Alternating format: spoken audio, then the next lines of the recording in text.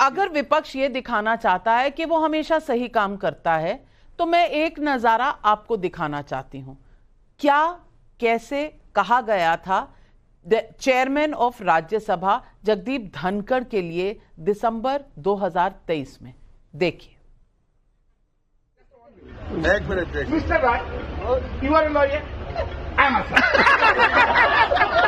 You are lawyer, I am mister Naringan is not a good lawyer. कैसे सी ना I am done simple cut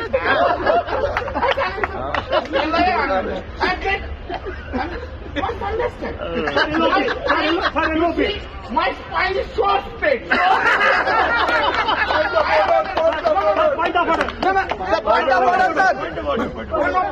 You, Mr. Gandhi, you must under Lok Sabha.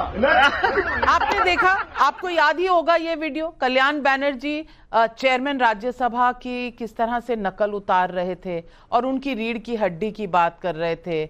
वहां सामने माननीय आज के लोकसभा में प्रतिपक्ष के नेता राहुल गांधी फोन पर वीडियो बना रहे थे, उनके साथ केसी वेणुगोपाल खड़े थे और यूं मखौल बनाया जा रहा था चेयरमैन राज्यसभा का। अब ये कोई आगाज तो नहीं था अच्छे रिश्ते बनाने का, लेकिन मैं कहना ये चाहती हूं कि दोनों तरफ से खींचतान इतनी ज्यादा है कि एक दूसरे को कोई बर्दाश्त करना नहीं चाहता। इस बीच में जनता कहां आती है? जनता कहां है? क्योंकि आपकी पॉइंट स्कोरिंग, आपका मैच तो आपस में चल रहा है। किसको पूछ रहे हैं आप? नहीं, कुछ बिंदुओं पर आपकी चिंता एकदम वाजिब है, मैं उससे सहमत हूँ। लोकतंत्र और संसद और सरकारों से कई और विपक्ष से भी कुछ मर्यादाओं की, कुछ परंपराओं के पालन करने की उम्मीद की जा सकती है, लेकिन सदन में और कक्षा में अंतर होता है, सांसदों में और छात्रों में अंतर होता है, और सभापति में और हेडमास्टर में अंतर होता है। जब सभापति हेडमास्टर की तरह सांसदों को बच्चों की तरह ट्रीट करेंगे, उन पर अपने अनुशासन का डंडा चलाएंगे, उन्हें धमकाएंगे और उनके साथ भेदभाव करेंगे।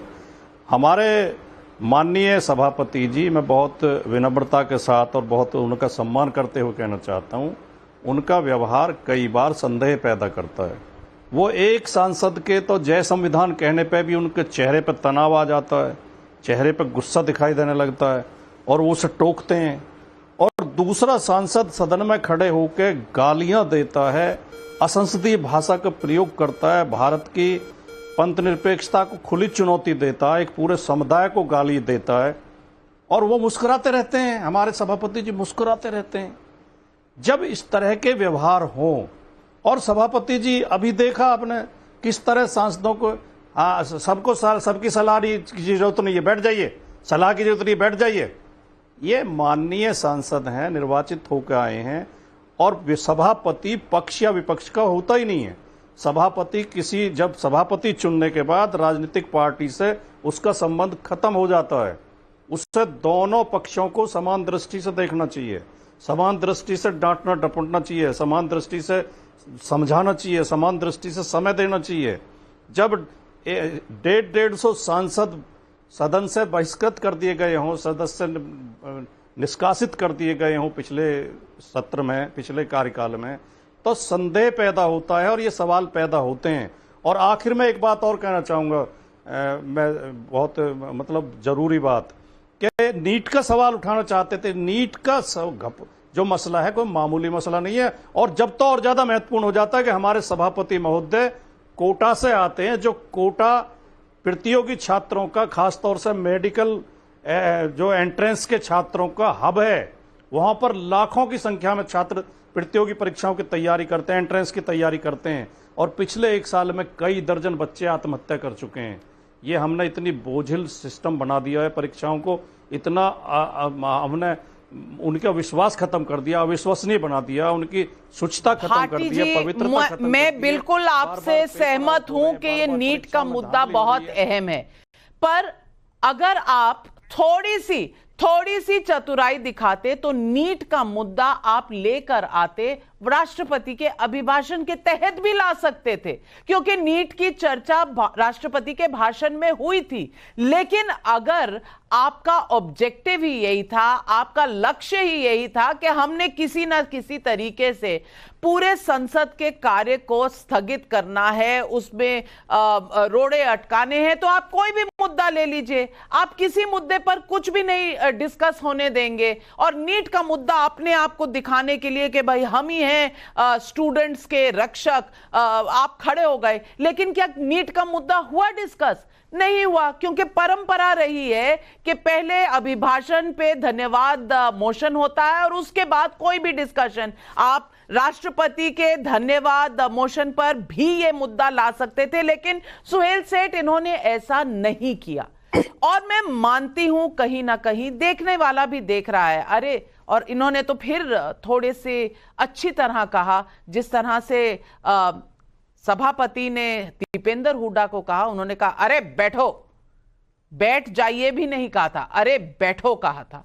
इस तरह शायद सभापति को भी नहीं कहना चाहिए था। हम संसद के बाहर हैं, कह सकते हैं, जो संसद के अंदर होता है वो नहीं कह सकता। लेकिन बहाना अगर तलाशना है तो कोई भी तलाश लीजिए। संसद नहीं चलने देनी, क्या यही उद्देश्य है विपक्ष का? मैं समझता हूं कि संसद को बंद ही कर देना चाहिए, क्योंकि जो शर्मनाक बातें वहां हो रही हैं इससे किसी का लाभ नहीं। और पॉलिटिकल पार्टीज जो भी हो, अब वो दे बिकम सो शेमलेस, उन्हें शर्म ही नहीं।